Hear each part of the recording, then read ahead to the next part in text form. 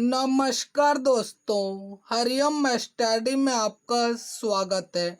यह वीडियो प्रश्नावली 6.1 का इंट्रोडक्शन वीडियो है।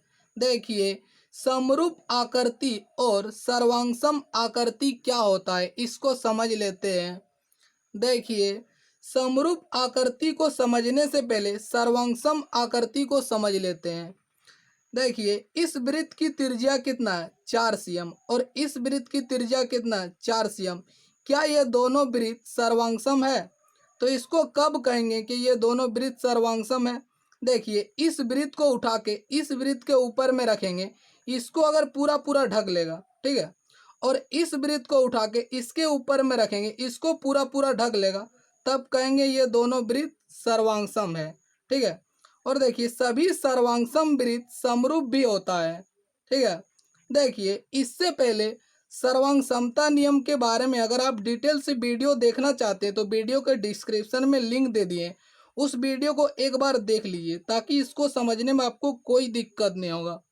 देखिए, समरूप आकृति क्या होता है? वो ऐसी आकृति जिसका आकार समान हो लेकिन आमाप समान होना जरूरी नहीं है। कहने का मतलब, देखने में एक जैसा हो और क्षेत्रफल समान होना जरूरी नहीं है। ठीक है, देखिए, इस वृत्त की त्रिज्या कितना है 5 cm और इस वृत्त की त्रिज्या कितना है 3 cm। क्या ये दोनों समरूप है? तो इसका आंसर है हाँ। देखिए, अगर इस वृत्त को अगर जूम करेंगे थोड़ा, यानी इसको बड़ा करेंगे, जैसे मोबाइल में हम लोग फोटो को खींच के इस तरह जूम करके बड़ा करके देखते हैं, उसी प्रकार अगर इसको कुछ देर के लिए सोचिए कि इसको अगर बड़ा करते जाएं तो कभी न कभी ये इस वृत्त को ढकेगा। ठीक है, यानी कभी न कभी इसको बड़ा करेंगे तो इसके सर्वांगसम हो जाएगा। तो ये दोनों वृत्त समरूप है। ठीक है, इस चीज को याद रखना, अगर इसको बड़ा करते जाएंगे और कभी न कभी ये सर्वांगसम हो जाएगा, तब कहेंगे ये दोनों वृत्त समरूप है। देखिए, यहाँ दो वृत्त ले लेते हैं, जैसे देखिए पहला वृत्त और इस प्रकार और एक आकृति ले लेंगे। क्या ये दोनों समरूप है? तो इसका आंसर है नहीं। देखिए, अगर इस प्रकार ले लेंगे, इसको अगर खींचेंगे, इस प्रकार जूम करेंगे, अगर बड़ा करेंगे तो कितनों बड़ा कर देंगे, कभी इसको ढक पाएगा? नहीं ढक पाएगा। तो ये इसके सर्वांगसम नहीं होगा। ठीक है, जूम करने के बाद भी इसके सर्वांगसम नहीं होगा।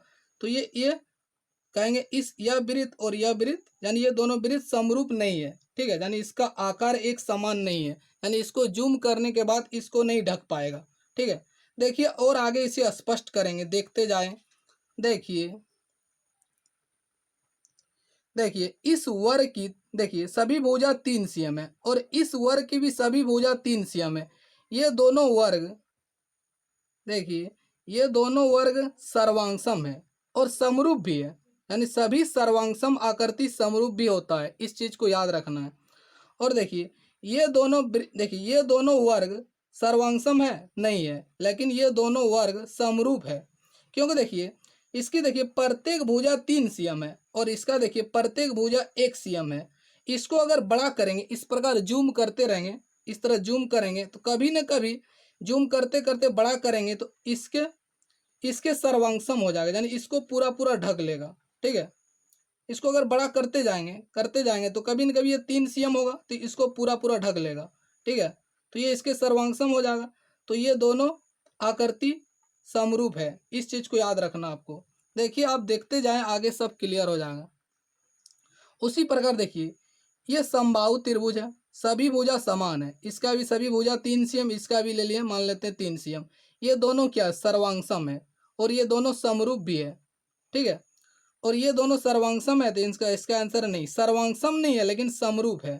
ठीक है, इसको अगर जूम करेंगे, देखिए, इसका प्रत्येक भुजा 3 cm है और इसका प्रत्येक भुजा 2 cm है। इसको अगर इस प्रकार खींच के बड़ा करेंगे तो इसको कभी न कभी ढक जाएगा, या इसको अगर छोटा करेंगे, मान लो इसको अगर छोटा करेंगे तो कभी न कभी 2 cm होगा, इसको अगर छोटा करेंगे तो 2 cm होगा, और इसको इस तरह खींच के बड़ा करेंगे तो 3 cm होगा, यानी एक दूसरे का सर्वांगसम होगा खींचने के बाद, यानी जूम करने के बाद, तब ये एक दूसरे के सर्वांगसम होगा। तो ऐसी आकृति समरूप होता है, ये समरूप होगा।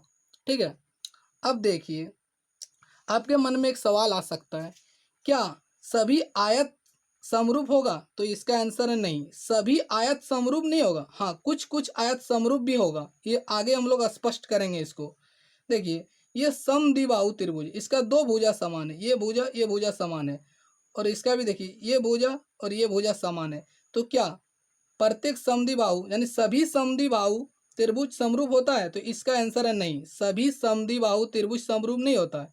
हाँ समबाहु होता है, अगर देखिए प्रत्येक भुजा अगर समान है, देखिए जैसे इसका तीनों 3 cm करके तीनों है, इसे 2 cm करके, अगर समबाहु त्रिभुज रहता तो समरूप होगा। ठीक है, सभी समबाहु त्रिभुज समरूप होता है, लेकिन सभी समद्विबाहु त्रिभुज समरूप नहीं होता है। इसको भी हम लोग आगे स्पष्ट करेंगे। अगर वीडियो आपको अच्छा लग रहा है तो प्लीज वीडियो को लाइक कर दें। देखिए देखिए इसको समझ लेते हैं, इसमें क्या कहता है, भुजाओं की समान संख्या वाले दो बहुभुज समरूप होते हैं। देखिए बहुभुज किसको बोलेंगे, यानी देखिए तीन या तीन से अधिक रेखाखंडों से बंद आकृति को बहुभुज कहेंगे। जैसे देखिए अगर दो रेखाखंड है तो इससे बहुभुज बनेगा क्या? नहीं बनेगा। तीन रेखाखंड है अगर इस प्रकार है तो इसको बहुभुज कहेंगे? नहीं। तीन रेखाखंडों से घिरी हुई आकृति यानी बंद आकृति को हम लोग बहुभुज बोलेंगे। जैसे देखिए ये क्या है, बहुभुज है, यानी तीन रेखाखंड होना चाहिए कम से कम, तीन से अधिक भी हो सकता है।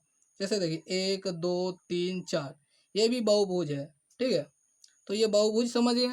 अब देखिए क्या कहता है, भुजाओं की समान संख्या वाले दो बहुभुज, जैसे दो त्रिभुज ले लिए, इसकी तीन भुजा इसकी भी तीन भुजा है, तो समान भुजाओं की समान संख्या वाले, जिसकी तीन भुजा इसका भी तीन भुजा, ये समान संख्या है। कहता है यदि उनके संगत कोण बराबर हो, ठीक है, तथा इनकी संगत भुजाएं एक ही अनुपात में अर्थात समानुपाती हो। देखिए इस चीज को समझते हैं, ये क्या कहता है, संगत कोण बराबर हो। देखिए ये दोनों त्रिभुज का संगत कोण बराबर है क्या नहीं, कैसे पता करेंगे? देखिए देखिए कोण ए कितना डिग्री है, 60 डिग्री है, और यहाँ देखिए कोण डी कितना डिग्री है, 60 डिग्री है, ये दोनों संगत होगा। देखिए ये 60 डिग्री है और ये भी 60 है।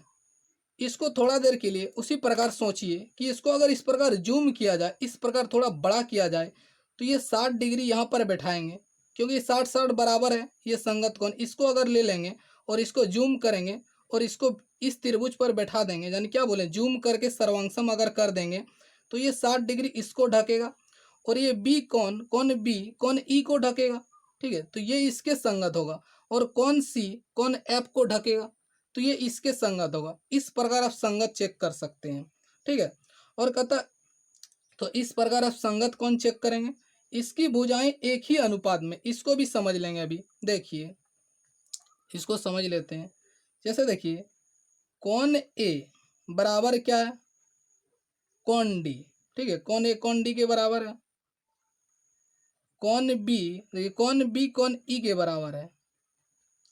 कोण सी देखिए कोण बी, देखिए कोण बी यहाँ 70 है और यहाँ देखिए कोण ई भी 70, ये भी बराबर है। अब देखिए कोण सी कितना है, 50 डिग्री, ये मान लिए हैं। ठीक है, इसको 60 डिग्री माने, ये 70 डिग्री, ये 50 डिग्री, एक आपको समझाने के लिए इस प्रकार त्रिभुज लिए हैं। और देखिए कोण एफ एफ भी 50 डिग्री। तो देखिए क्या बोले, इसको अगर जूम करेंगे और इसके ऊपर में बैठाएंगे तो इस प्रकार ढकना चाहिए। ठीक है, तो ये संगत कोण होता है। अब समझ गए संगत कोण क्या होता है। ठीक है, तो देखिए यहाँ संगत कोण बराबर है, इसमें क्या बोल रहा है, यदि उनके संगत कोण बराबर हो तो पहली शर्त यहाँ पूरा हो रहा है।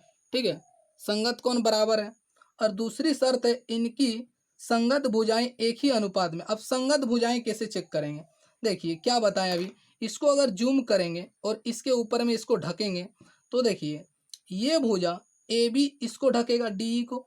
ठीक है, और ये बी सी ई एफ को ढकेगा, और ये ए सी इसको ढकेगा, तो ये संगत भुजा हो गया। ठीक है, अब इस प्रकार ध्यान देना कि इसको अगर जूम करके ढकेंगे, कोई एक कोण आप देख लेना, अगर 60 डिग्री है कोण देख लिए बराबर है, ये भी 60 डिग्री, दोनों बराबर है, तो इस कोण को यहाँ बैठा दीजिए। आप ऐसे थोड़ा कल्पना कीजिए कि इसको यहाँ अगर बड़ा करके बैठाया जाए तो इस ये भुजा इधर बैठेगा तो ये संगत भुजा होगा, ये भुजा इधर बैठेगा तो ये संगत होगा, ये भुजा इसके संगत होगा। ठीक है, तो देखिए यानी ए बी और डी, ए बी और डी ये संगत भुजा है। ठीक है, अब इसका अनुपात देख लेते हैं।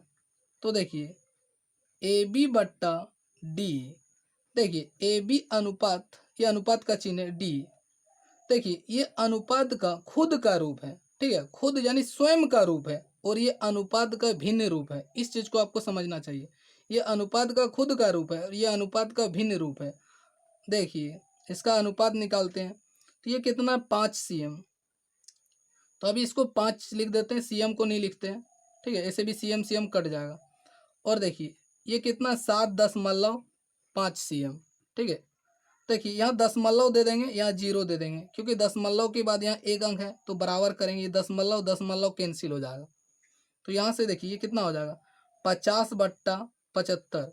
इसको काटेंगे 2 25 अंक और ये 3 25 अंक कट जाएगा, ये हो जाएगा 2/3, ठीक है। अब देखिए ये इसके संगत होगा, ये BC इसके ऊपर में बैठेगा, जूम करके अगर इसके ऊपर में ढकेंगे तो ये इसको ढकेगा, ठीक है। तो BC अनुपात EF, इसको इस प्रकार भी लिखेंगे, BC/EF। तो ये कितना है, देखिए ये 7 है और ये है 10.5। यहाँ दशमलव देंगे क्योंकि बराबर करेंगे, यहाँ दशमलव दशमलव कैंसिल, ये हो जाएगा 70/105। इसको काटेंगे, 2 35 से कट जाएगा और ये 3 35 से कट जाएगा, ये हो गया 2/3, ठीक है। अब देखिए AC, देखिए AC अनुपात DF। तो देखिए AC/DF।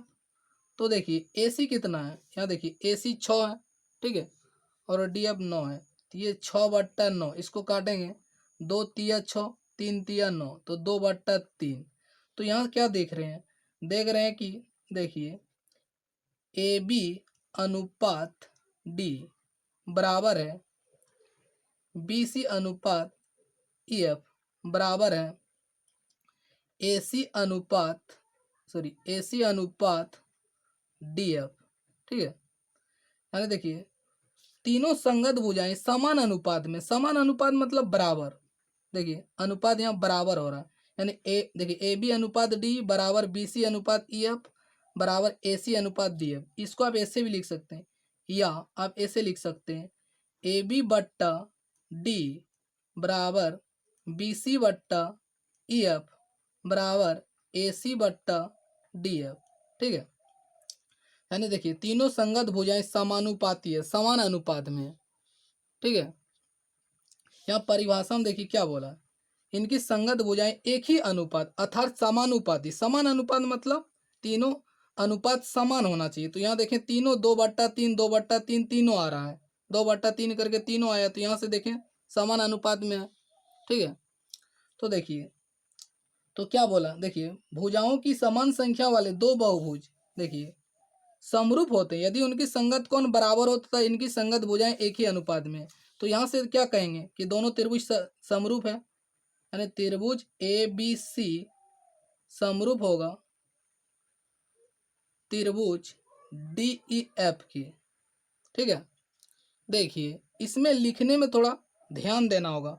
अगर इससे पहले सर्वांग समता नियम के बारे में उस वीडियो को नहीं देखे तो प्लीज़ एक बार उस वीडियो को देख लें, ताकि इसको समझने में आपको कोई दिक्कत नहीं होगा। वीडियो के डिस्क्रिप्शन में लिंक दे दिए हैं, उसको एक बार देख लें। देखिए त्रिभुज ABC समरूप DEF यहाँ लिखें, इसको थोड़ा ध्यान दें। देखिए त्रिभुज ABC समरूप DEF लिखें, आप ऐसा नहीं लिख सकते हैं।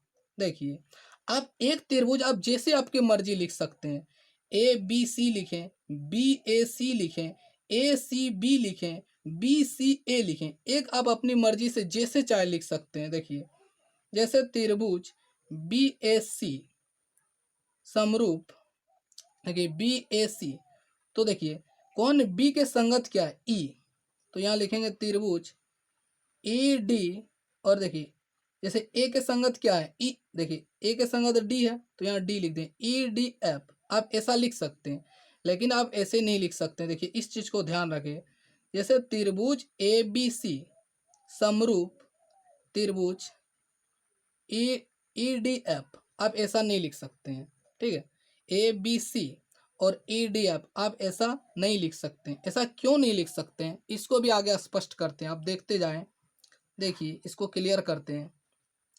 पहले हम लोग यहाँ क्या लिखें, इस चीज़ को थोड़ा ध्यान दें। त्रिभुज ए बी सी समरूप डी ई एफ। ठीक है, इसको दोबारा यहाँ लिख लेते हैं। त्रिभुज ए बी सी समरूप त्रिभुज डी ई, चलिए इसको यहाँ लिख लेते हैं।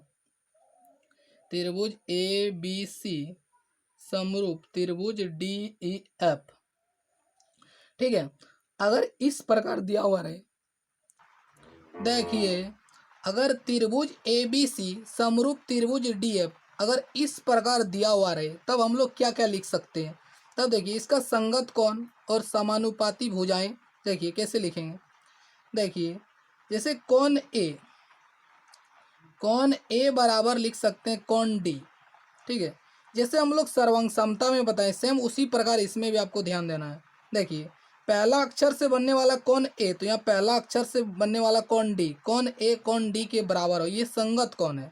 ठीक है, जैसे बीज वाला अक्षर से बनने वाला कोण बी, तो यहाँ बीज वाला अक्षर से बनने वाला कोण ई, ये इसके बराबर होगा। ये चीज़ हम लोग लिख सकते हैं। अगर इस प्रकार दिया हुआ रहे त्रिभुज ए बी सी समरूप डी एफ, तो इस प्रकार हम लिख सकते हैं। देखिए कौन सी, ये अंतिम अक्षर, तो इसका अंतिम अक्षर देखिए, तो कौन सी बराबर कौन एफ, ये लिख सकते हैं। तो देखिए यहाँ भी क्या है, देखिए कौन ए कौन डी के बराबर है, कौन बी कौन ई के बराबर है, और देखिए कौन सी कौन एफ के बराबर है। तो इस प्रकार हम इसको देख के लिख सकते हैं। इस आकृति को नहीं भी देखेंगे ना, तो सिर्फ इसको देख के हम संगत कोण और देखिए भुजाएं समानुपाती उसको भी लिख सकते हैं। देखिए ये संगत कोण बराबर है। अब देखिए संगत भुजा कैसे लिखेंगे। यहाँ से देखिए पहले दो अक्षर से बनने वाले भुजा ए बी, तो यहाँ लिखेंगे ए बी। यहाँ पहले दो अक्षर से बनने वाले भुजा डी, तो बट्टा लिखेंगे डी। ठीक है, और देखिए बीच वाला और अंतिम अक्षर से बनने वाले भुजा बी सी, देखिए बी सी, तो यहाँ देखिए बीच वाला और अंतिम अक्षर से बनने वाले भुजा ई एफ, और देखिए यहाँ पहले और अंतिम अक्षर से बनने वाले भुजा ए सी, और यहाँ पहले और अंतिम अक्षर से बनने वाले भुजा डी एफ, तो देखिए ए सी बट्टा डी एफ। तो इस प्रकार हम ये दो चीज़ लिख सकते हैं। अगर दो समरूप त्रिभुज इस प्रकार दिया हुआ रहे, तो संगत कोण बराबर होगा और संगत भुजाएं समानुपाती होगा, ये चीज़ हम लिख सकते हैं। ठीक है, तो यहाँ से देखिए इसमें क्या लिखे थे, देखिए ए बी बट्टा डी, तो यहाँ देखिए ए बी बट्टा डी आ गया। देखिए बी सी बट्टा ई एफ, तो यहाँ देखिए बी सी बट्टा ई एफ। यहाँ देखिए ए सी बट्टा डी एफ, तो यहाँ भी देखिए ए सी बट्टा डी एफ आया। अब देखिए अब इसमें क्या बोलें, इसमें क्या लिखें। देखिए इसमें इसका देखिए कौन बी कौन ई के संगत। ठीक है, कौन ए, देखिए बीज वाला अक्षर यहाँ बीज वाला, कौन ए कौन डी के संगत। ठीक है, कौन सी देखिए कौन एफ के संगत। तो इस प्रकार आप संगत कोण लिख सकते हैं। देखिए ये संगत हो रहा है। देखिए पहले अक्षर से बनने वाला, तो यहाँ भी पहला अक्षर, ये दूसरा अक्षर, ये भी दूसरा, ये तीसरा, और संगत भुजाएं उसी तरह। देखिए बी ए, तो यहाँ लिखेंगे बी ए, और इसमें देखिए ए डी, तो यहाँ लिखेंगे ए डी। उसी प्रकार देखिए ए सी, बीच वाला और अंतिम अक्षर ए सी, तो यहाँ देखिए बीच वाला और अंतिम अक्षर डी एफ। ठीक है, और यहाँ देखिए पहले और अंतिम अक्षर बी सी, तो यहाँ लिखेंगे बी सी, और यहाँ देखिए ई एफ, देखिए पहले और अंतिम ई एफ, तो देखिए ई एफ। तो देखिए यहाँ और यहाँ बराबर है। देखिए बी सी ई एफ के, बी सी बट्टा ई एफ यहाँ भी आ गया। देखिए ए सी बट्टा डी एफ यहाँ भी आ गया। ठीक है, और देखिए बी ए बट्टा ई डी, तो इसको थोड़ा देख लेते हैं। इसको देखिए ए बी कहें या बी ए कहें, एक ही बात है। ठीक है, और इसको देखिए ए डी कहें या डी ई कहें, एक ही बात है। ठीक है, इस चीज़ को आपको ध्यान रखना है। अब इसमें बोलें इस प्रकार आप नहीं लिख सकते हैं। क्यों नहीं लिख सकते हैं, तो इसको भी समझ लेते हैं। देखिए जैसे इसके पहला अक्षर से बनने वाला कौन क्या होगा, देखिए कौन होगा ए, और यहाँ पहला अक्षर से बनने वाला कौन, इसके अनुसार अगर इस प्रकार समरूप त्रिभुज रहे, तो इसके अनुसार क्या लिखेंगे, कौन ई। ये दोनों बराबर होना चाहिए, लेकिन ये दोनों बराबर नहीं है। कौन ए कौन ई के बराबर है क्या, देखिए इस आकृति में देखिए कौन ए 60 डिग्री और यहाँ कौन ई 70 डिग्री, क्या ये इसके बराबर है, नहीं है। तो इसीलिए बोले कि देखिए कौन इस प्रकार आप नहीं लिख सकते हैं। त्रिभुज ए बी सी समरूप ई डी आप नहीं लिख सकते हैं। इस चीज़ को लिखने समय आपको इस चीज़ को ध्यान रखना होगा, नहीं तो गलत हो जाएगा। एक त्रिभुज आप जैसे चाहे लिख सकते हैं, बी सी ए लिखें, ए सी बी लिखें, बी ए सी ले, दूसरा त्रिभुज इसी के अनुसार लिखना होगा कि इसमें संगत कौन देखना होगा। अगर यहाँ से लिख रहे हैं जैसे बी सी ए लिखते हैं तो बी के संगत कौन ई, तो ई लिखना होगा, और सी के संगत कौन क्या एफ। तो देखिए बी सी ए लिखते हैं तो ई के बाद एफ लिखते हैं। आप कहेंगे कि यहाँ आप ये चीज़ नहीं बता रहे हैं कि घड़ी के विपरीत दिशा में घूर रहे हैं तो इसमें भी घड़ी के विपरीत दिशा में घूरेंगे, इसमें घड़ी की सही दिशा में घूर रहे हैं तो इसमें भी घड़ी की सही दिशा में घूरेंगे, तो ये चीज़ गलत है। कुछ टीचर आपको इस प्रकार बताएगा, लेकिन इसका इसका और एक उदाहरण देंगे जिसमें इसका ये विरोध करता प्रतीत होगा। ये चीज़ नहीं होगा। घड़ी की विपरीत दिशा और सही दिशा उससे हम नहीं स्पष्ट कर सकते। क्यों नहीं कर सकते, उसका अगले वीडियो में हम लोग इसका नेक्स्ट वीडियो के एंड स्क्रीन में दे दिए, उस वीडियो को एक बार देख लें। ठीक है, आपका सभी डाउट्स क्लियर हो जाएगा। अगर ये वीडियो आपको अच्छा लगा तो प्लीज़ वीडियो को लाइक कर दें, कमेंट करें